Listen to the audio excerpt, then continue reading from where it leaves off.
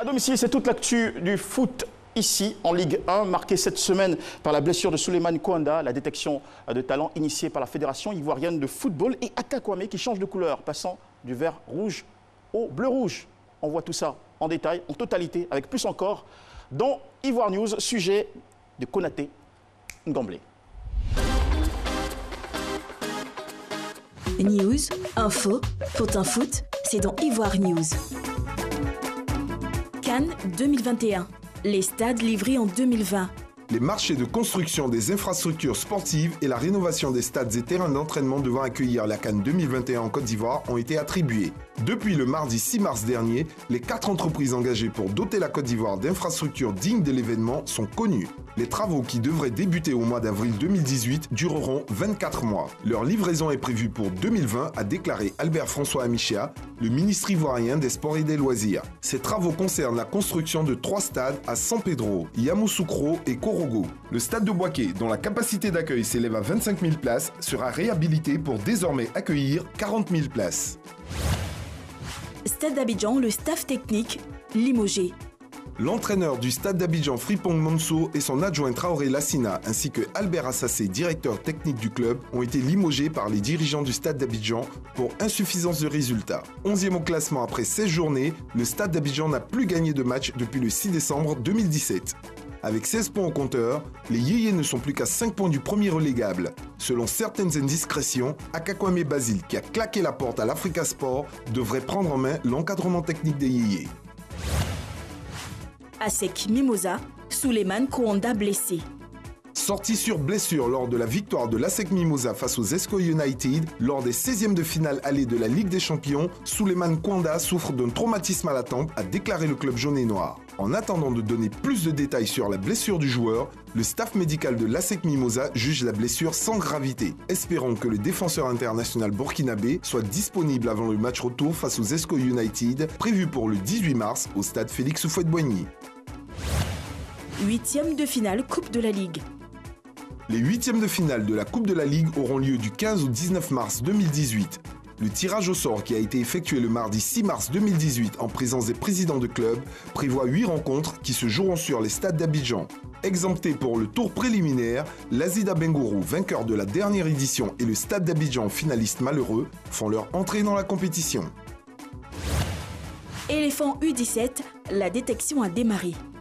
En vue des prochaines échéances, le staff technique de la sélection nationale U17 est à pied d'œuvre pour permettre à la Côte d'Ivoire de disposer d'une équipe compétitive. Coach Dao Lassina, le sélectionneur des U17, a convoqué plusieurs jeunes pour la phase de détection à Abidjan. Débutée le mercredi 7 mars dernier, elle a pris fin vendredi. Dao Lassina et son équipe iront ensuite à la rencontre des joueurs des villes de l'intérieur du pays pour poursuivre la détection.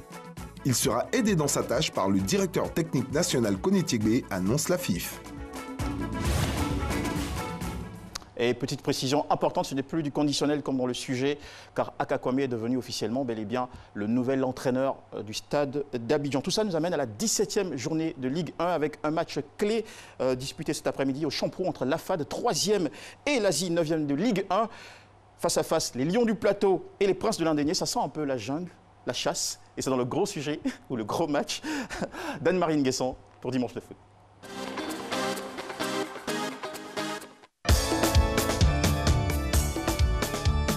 C'est à une quarantaine de kilomètres d'Abidjan, à Grand Bassam, loin des indiscrétions, que l'AFAD prépare les matchs retour de la MT Ligue 1 en début d'année. Séances d'entraînement, repas et repos étaient au menu de ce stage. Nous sommes en train de parfaire notre préparation en attendant nos internationaux qui doivent nous rejoindre très bientôt. Sur le plan moral, c'est bon, sur le plan physique, c'est bon, sur le plan tactique, c'est bon. En général, le début des stages comme ça, c'est un peu fatigant parce que les joueurs viennent la peine de reprendre, mais je pense que c'est bon pour le moment.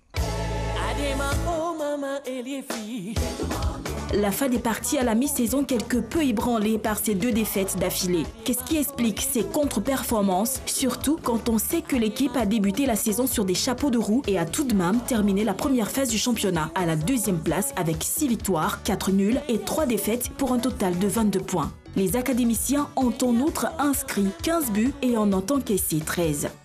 Oui, mais il fallait s'y attendre parce que sur le plan physique, on On était un peu fatigués parce que nos jeunes joueurs, n'oubliez pas qu'ils viennent tous de D2, de la D2, de la D3. Et ça fait qu'ils étaient, franchement, ils étaient fatigués.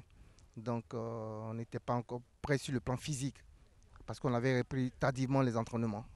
La trêve a également été mise à profit pour renforcer certains secteurs. Ainsi, Franck Nyancian et Aimé Lasme, en provenance de la SEC Mimosa, intègrent l'effectif de la FAD.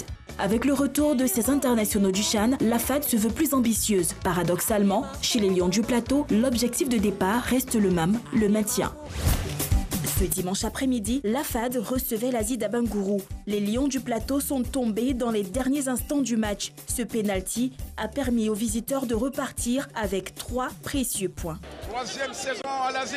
Nous sommes à la fin des arrêts de jeu. Mamadou Banao, il prend l'élan démesuré. Mamadou Banao va partir, il va shooter, il prend le contre-pied du ruche et il va marquer pour l'équipe de l'Asie d'Abangourou.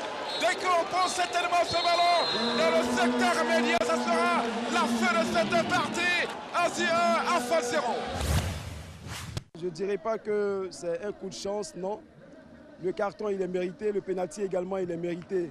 Vous voyez, je l'ai dit, c'est contre une équipe qui est 3e au classement contre laquelle nous avons joué. Nous venons de très loin. Ça fait un moment qu'on est dans les profondeurs du tableau. Nous sommes en train de remonter petit à petit. On joue face à un grand de ce championnat-là. On réussit un tel coup. Je dis merci à mes jeunes gens qui ont cru.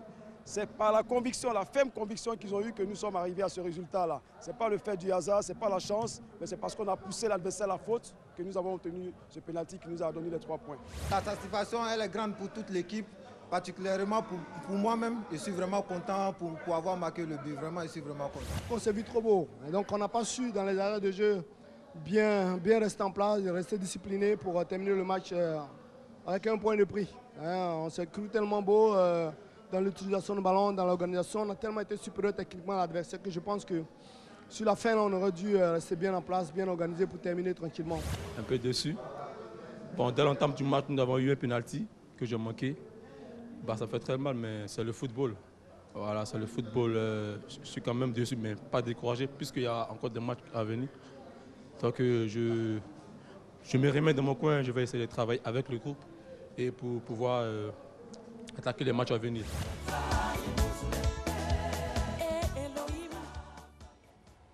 Et voilà, le meilleur du foot d'ici et d'ailleurs, c'est dimanche de foot en direct chez vous sur RTI 1. On enchaîne avec le tableau des résultats de la 17e journée de Ligue 1 qui se pointe directement chez vous à la maison. Et tout de suite ce constat, victoire du Sporting Club de Gagnoa 2-1 face aux Insulaires de Mossou. La FAD a pris un petit but qu'on a largement vu d'ailleurs il y a quelques minutes face à l'Asie. L'AS Standard a aisément dominé le stade grâce à un joli 2-0. Boaké s'est amusé face à l'équipe de l'USC Bassam. Résultat du jeu 3-0. Félicitations, profitons-en pour le faire, à Togi Williams, l'attaquant du SC ou du Sporting Club de Gagnoa qui est entré dans l'histoire des meilleurs buteurs de la Ligue 1 avec son 13e but marqué hier en championnat. C'est vrai qu'il lui en faudra encore 8 pour égaler notre Cyriaque Goibi. Sinon, déjà, bravo à ce garçon.